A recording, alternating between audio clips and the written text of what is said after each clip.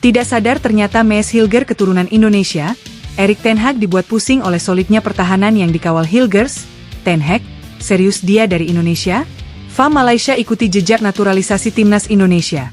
Mereka dikabarkan semakin dekat dengan bek kanan Mats Dejl. Netizen Indo, waduh buset, Malaysia sampai naturalisasi pemain buat AFF aja. Siasat licik pelatih Bahrain, mulai dari mengulur waktu, baring-baring di atas lapangan, dan memprovokasi pemain lawan. Netizen, pokoknya harus hati-hati lawan Bahrain, mereka sangat licik.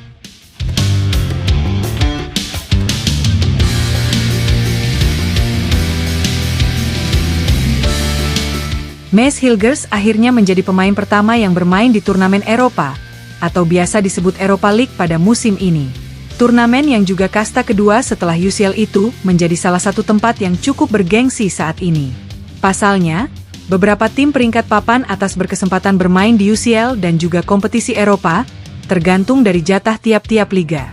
Eredivisie sendiri mengirimkan 2 wakilnya ke UCL, yaitu peringkat 1 dan 2. Sedangkan untuk Liga Eropa, ada peringkat 4 dan 5, masing-masing peringkat 4 sudah otomatis berada di babak penyisihan grup, sedangkan peringkat 5 masih harus play-off. FC 20 kebetulan berada di peringkat ke-3 musim lalu, dan mendapat jatah playoff ke UCL. Namun sayang mereka gagal lolos, karena harus kalah agregat melawan RB Salzburg di babak kualifikasi. Hal itu membuat mereka hanya bermain di Liga Eropa musim ini. Di matchday pertama kemarin, FC Twente harus bermain tandang ke Old Trafford. Saat itu mereka berhasil menahan imbang pasukan Setan Merah dengan skor 1-1.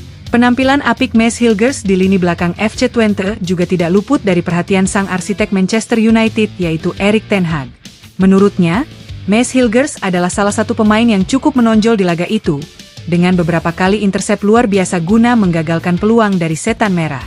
Dia juga menyoroti tentang asal-usul Maes Hilgers, yang awalnya dia sangka pure asli Belanda, tapi ternyata ada keturunan Indonesia, dan sebentar lagi akan menjadi WNI. Pertandingan yang sangat sulit. Kami mengalami beberapa kebuntuan saat berada di area dekat kotak penalti. Saya pikir semua orang tidak mengharapkan hasil ini, dan termasuk saya juga. Ini akan jadi bahan evaluasi kami ke depan, saat bermain di liga maupun turnamen seperti ini, ucap Erik ten Hag. Ya, dia Maes Hilgers adalah pemain yang solid. Kami menghadapi situasi tertekan dan bingung saat berada di area kotak. Saya tentu tidak mencari dari mana dia berasal.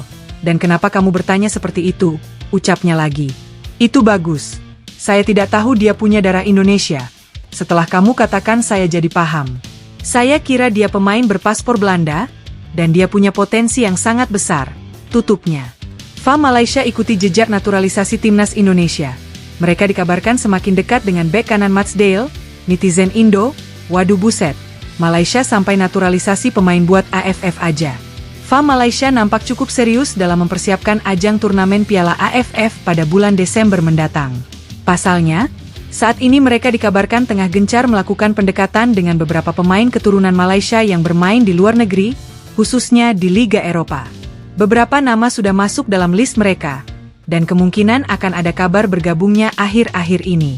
Namun salah satu pemain naturalisasi yang santer terdengar saat ini adalah Mats Dejl, pemain Go Ahead di Eredivisie.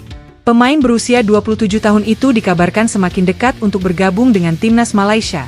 Pasalnya saat ini dokumen kelengkapan sudah diserahkan kepada petinggi FAM Malaysia. Pemain yang kini bermain di Eredivisie ini mempunyai nilai pasar setara 20 miliar, hampir menyamai nilai pasar dari bek kanan timnas Indonesia yaitu Sandy Walsh. Di sisi lain, Mats Dejl mengaku sangat senang jika bisa bergabung bersama timnas Malaysia. Menurutnya itu akan jadi hal yang luar biasa, dan bisa memberikan performa apik di atas lapangan.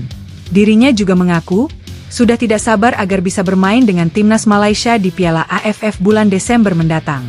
Saya pikir itu akan luar biasa, memiliki paspor Malaysia.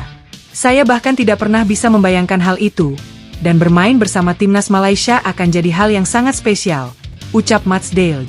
Mendengar pernyataan itu, netizen Indonesia pun mulai mengkuliti langkah dari FAM untuk menambah pemain naturalisasi tersebut. Bahkan beberapa netizen Indonesia berusaha menyadarkan Mats Dejl agar tidak menjadi warga negara Malaysia. Karena mereka mengatakan, kalau agenda timnas Malaysia tidak ada beberapa tahun ke depan, hanya Piala AFF bulan Desember mendatang, dan babak kualifikasi Piala Asia. Sementara jika tidak lolos ke Piala Asia 2027, praktis dirinya hanya akan bermain di Piala AFF saja. Waduh, sayang banget ini pemain kalau hanya bermain di AFF aja. Padahal statusnya pemain Eropa dan punya kualitas bagus.